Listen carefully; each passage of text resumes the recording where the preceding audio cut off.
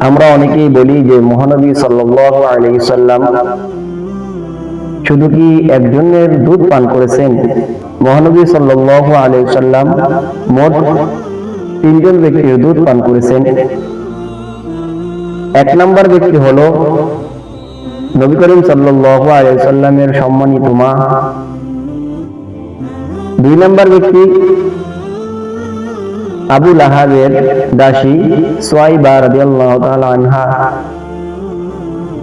তিন নম্বর ব্যক্তি হলো হালিমাতুস সাদিয়া রাদিয়াল্লাহু তাআলা আনহা।